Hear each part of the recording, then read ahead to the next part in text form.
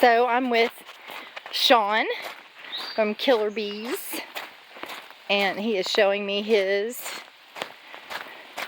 apiary, his office. Okay, you said only 10% of drones? Yes. One queen, lots of workers. Yep. Alright, so this is where we do our honey production.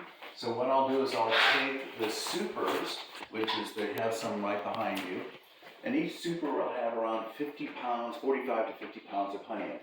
These are medium supers, and there are different sizes. So you have shallows, mediums, they're also called Illinois supers, or Illinois mediums, and then you have deeps. So these are mediums, and then what I do is I bring them in via the UTV here in the back of the UTV, and then I put them, we stack them right here.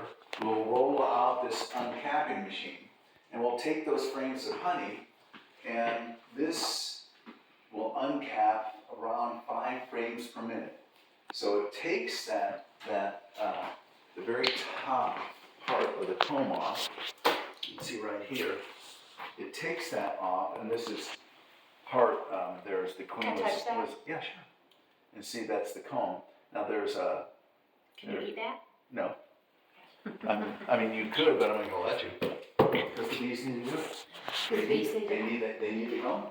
Oh, so they keep that and then just fill it up. Yeah, and so that will probably go back where the brood chamber is because it's so dark. But they stored honey in it, so we used it. So we'll take the comb, the frames, and it pushes out here. It slices off the cappings. The cappings go in this tank. There's a screen here. It empties out in a bucket. We'll put a bucket there. Then we take those frames and we put them into, essentially this is just a huge centrifuge. Okay. And it spins around and it pushes the honey out, and there's a variable speed. It pushes the honey out against the sides. It drains down to the bottom of the tank. Then we put a bucket here at that valve there. Well, there's no valve, it's just like a faucet. And we take the buckets and we'll put these on top of the buckets. So the honey then drains through a rough mesh, a wider mesh, and then goes through a very fine mesh. And that's all we do with the honey. So. And you said other people would heat it, but then that. They superheat it to kill the yeast on it. Most of your larger companies, like Ampi, Sioux Honey, which is the holding company for Sioux Bee Honey, Ampi Honey, they'll take honeys from all over the world, and then, which isn't really honey, and they'll superheat it upwards of 175 degrees for 15 minutes, flash heat it, and it kills the yeast because they're interested in shelf life. Right. All right, not the quality of the honey. Yeah. So above 104 degrees, the honey starts denaturing. The enzymes and the proteins that the bees have added to the honey to make it honey starts bursting, and it turns into junk. It turns into just a sweetener. So we will take that out, and then this is a water-clad tank, and we heat the honey up to 88 to 92 degrees. That is the temperature of the interior of the hive. The bees will always keep it at around 88 to 92 degrees. And we have to heat it up because this German bottling machine, if it's so viscous, some of our honey is so thick, it starts throwing bubbles. So I was on tech support with the representative out of New York, and we're troubleshooting this because it was throwing bubbles, which means that you're not getting a proper fill line, right? And so he said, well, what's the viscosity of your honey? And I said, well, this particular is around 13.2. And there's this long pause, and he said, your honey's too thick for this machine. You need to heat it up a little. So we bought this tank, and there's a heating element here. So we'll heat it up to around 92 degrees, and then we bottle it here. All our bottles here. We cap it, we put it up here, And then we label it, we box it, and then we take it down to the fulfillment center. Mhm.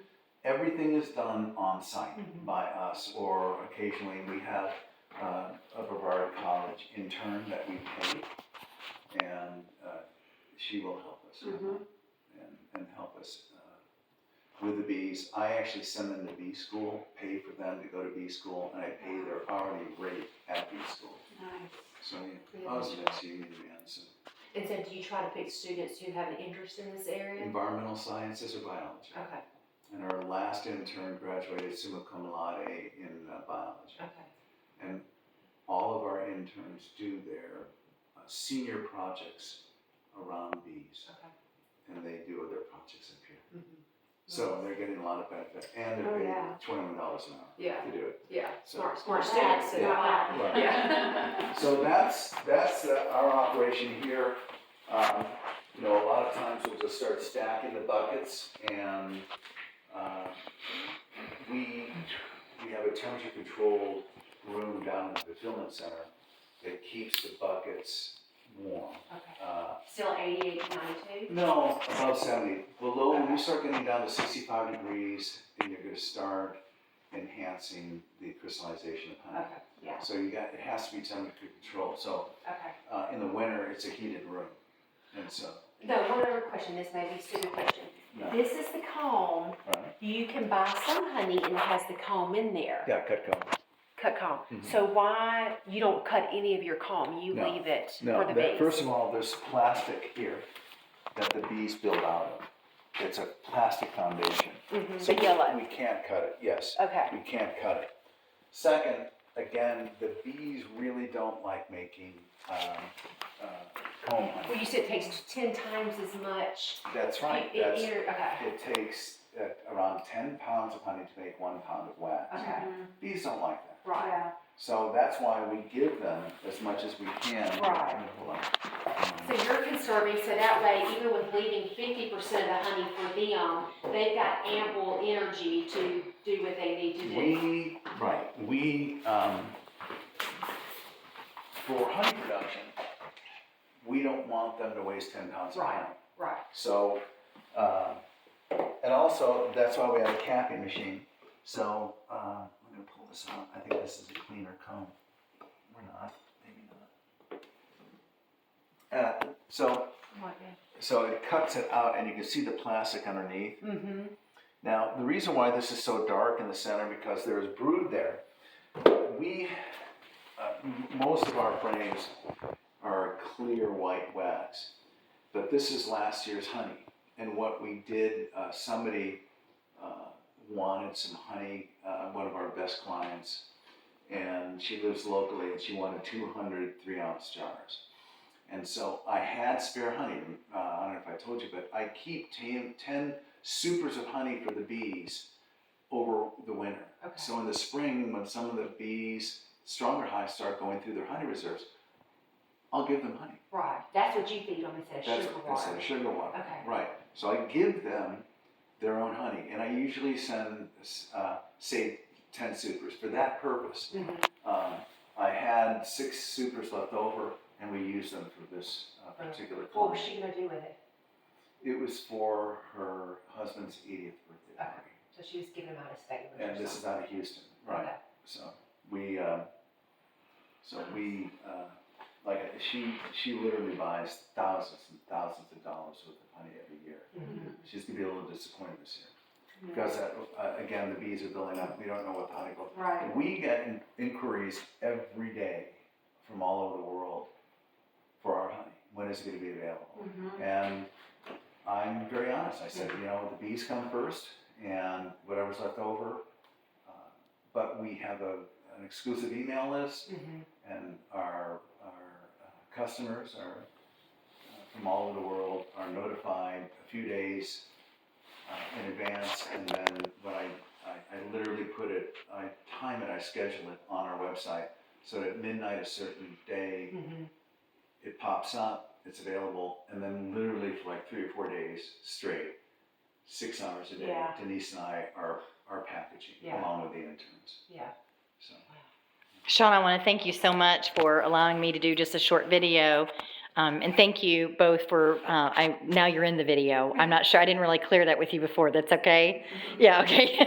These are my friends. And then. It's not Amy. This is under the Federal Witness Protection Program. And so. It's Amy and Shannon, you all. And then I'm Michelle. I don't know if you can see me. Can they see me?